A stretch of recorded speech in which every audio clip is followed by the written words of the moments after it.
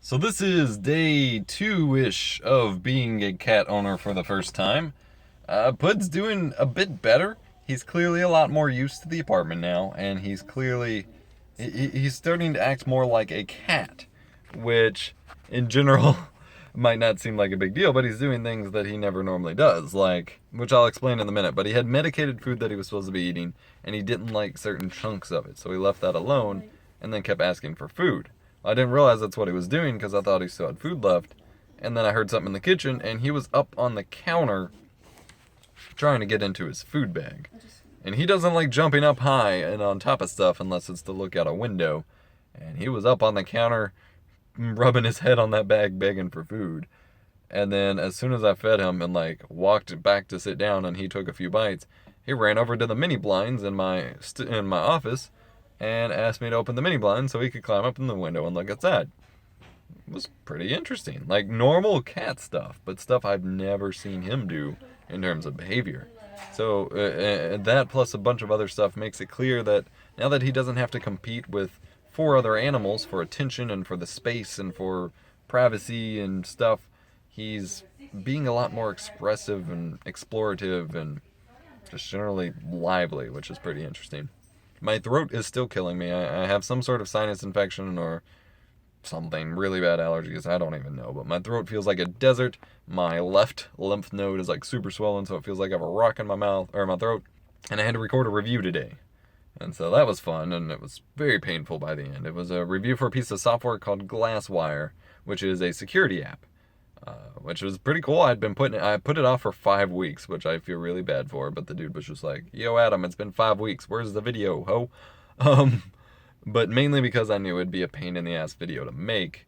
And so I did my best to make it as painless as possible. I scripted it out, I had Chu make the PowerPoint for it, and then I jumped up in front of the big camera with the teleprompter, recorded it with an me on camera A-roll, and then I'm editing it as, well, I'm in the car right now picking Kara up from school, but I'm 75% through editing it now. I have to finish it tonight, though, hopefully, and get it uploaded. And we did have to take Pud to the vet this morning. Kara did want to get him to a vet ASAP because when she went back home for the weekend before we brought him to the apartment, he was peeing blood. And we've probably explained this a few times, but he has a history of UTIs and kidney stones and urinary tract problems. And we've treated it, well, she's treated it with antibiotics and medicated food in the past, and he's still been on some medicated wet food. But she wanted to get him to a vet and go, orientate ourselves with the new vet that's close to my apartment and get him checked out again. And so we had an appointment for 9 a.m., which neither of us are usually up by 9 a.m., although she has her work schedule shift changed to 9 a.m. tomorrow, so we get to do that twice in a row. Yay! And then we got there, and there was one dog already there when we got there, and we tried to sit away from it, but it was already stressed and put out. And then another dog showed up, and it was a little corgi that just kept whining nonstop. And the owner said that it didn't bark ever, like it just whined. It was kind of annoying. And then more dogs came in, and I was clearly just stressed and put out, and he was freaking the hell out. And he was already, freaking out and being anxious because he felt betrayed because he just got comfortable in the apartment, and then we drug him back in the carrier and out to a crazy new place that smelled like other animals. And we tried to keep him comfortable as best we could, but when the actual vet doctor even got to pet him for a little bit. She was just petting him and rubbing his cheeks and stuff, and he seemed totally chill with it. But then as soon as she went to put the stethoscope on him to hear his heartbeat, ooh, he was pissed. He swatted at her and hissed at her like huge and like 4 different times when she tried to do stuff. The meanest I've ever seen him. And even when I was petting him at one point, like after she got done and just realized that she wasn't going to get anywhere with him today because he was just too not feeling well and stressed out and anxious from the move and from the vet office, that she wasn't going to get anywhere with him today. I was just kind of petting him to help him relax while they did stuff and talked about things. And it was going fine, but he sometimes gets really sensitive to being pet like anywhere besides his neck and face and head, which is kind of ironic since those are the most vulnerable parts of the body. But hey, apparently I guess I went too low and he swatted at me and hissed at me, which I think is the first time he's done it. Like, I've seen him do it to Kara a bit because she kind of screws with him when she pets him, below there.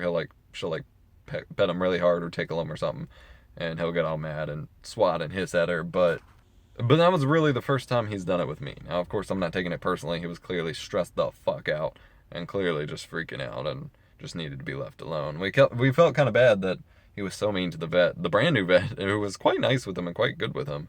But she clearly knew what to do and knew not to go any further. And so she gave us an antibiotic and told her we're gonna give it to him twice a day, which he does not like. And we'll take it from there and see if his pee clears up and make sure he doesn't get any blockages. But then, once he got used to being home and stuff, he of course got pissed at Kara for giving him his meds, but he's clearly a lot more used to the apartment and playing around a lot more. So, going pretty well. Voice isn't going very well. Rained for the first time in a while, so that's been kind of nice. Give my car a little bath. My car still seems to be doing okay. I keep having to check the antifreeze levels just to make sure. And then I gotta clean out this carpet soon because the entire passenger floorboard was covered in antifreeze, so it's all matted up and sticky and gross. And get some carpet cleaner, but hopefully Kara will be out in a minute. There she is. I can see her now, and we'll go on and get out of here. Now entering creeper mode. There she is. Oh, say hi, Chew. Hi, Chew. I think she sees me. This is the stupidest thing in the world. So my Premiere panel spawned, yes, I'm using the word spawn, but appeared above my monitor. It's actually affected by where my monitor is placed. I changed it. It's taking a second. And now I get more of my panel. And so since that sometimes changes, half the time when I open my Premiere template, my secondary window is nowhere near usable. This is not acceptable, Windows. What the hell?